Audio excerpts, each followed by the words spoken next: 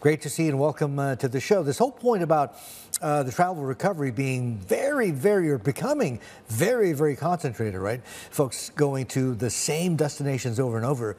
Out here in Asia, obviously, probably the most conspicuous example of is the rush of tourists into Japan.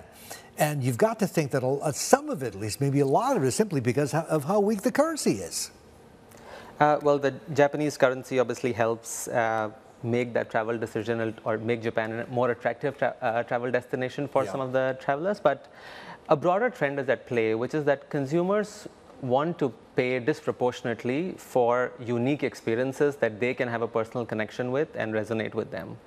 Japan, as we know, is one of those countries that offers a lot of those unique experiences. And we saw from our data, because we see billions of transactions across the 200 markets that Visa operates in, that in the last Sakura season that just finished in May, 50% increase in spends in Japan versus normal travelers from international spending. And you could actually see the spend almost travel geographically. So starting in the south of the country where the blossom season first hits, you see a surge in spend. Then as the blossom season progresses, you can see that spend move figuratively northwards across the country. So it's really interesting to see how people are prioritizing these unique experiences, not just checking the box and so this is fascinating. They're literally following the cherry blossoms then.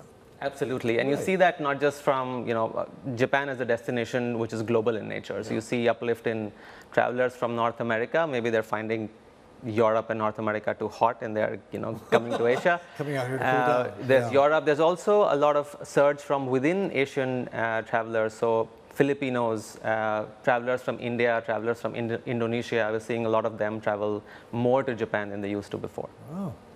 I was intrigued by this report because I report on travel recovery a lot, and we do tend to paint it with a broader picture saying arrivals almost fully back. But this report saying no, it's really specific spots. Can you talk about the places that are fully back and the ones that are really lagging behind?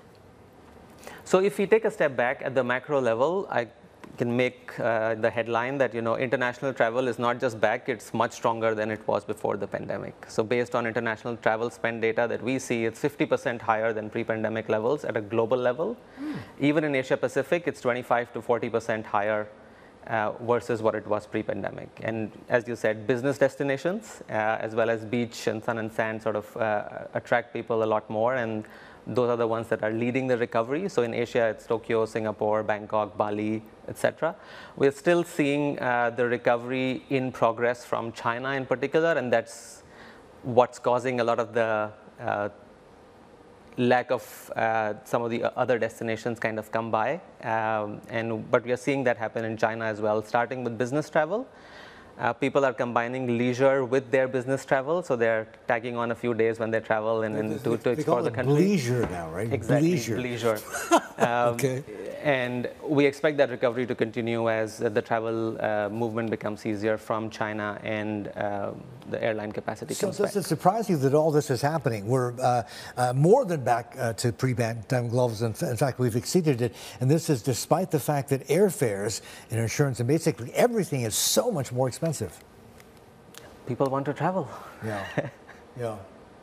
And we see also not just what they're spending it on, but how they spend it. So at Visa, we look at what people are using to spend their how they pay. Yeah. And it was very interesting that before the pandemic, 80% of people used to travel with some destination currency. Our most recent study suggests that the number is now less than 20%. So people really value the ease of payment. They have a card or a digital payment instrument with them, and they just use that when they travel because of the convenience and security that it offers.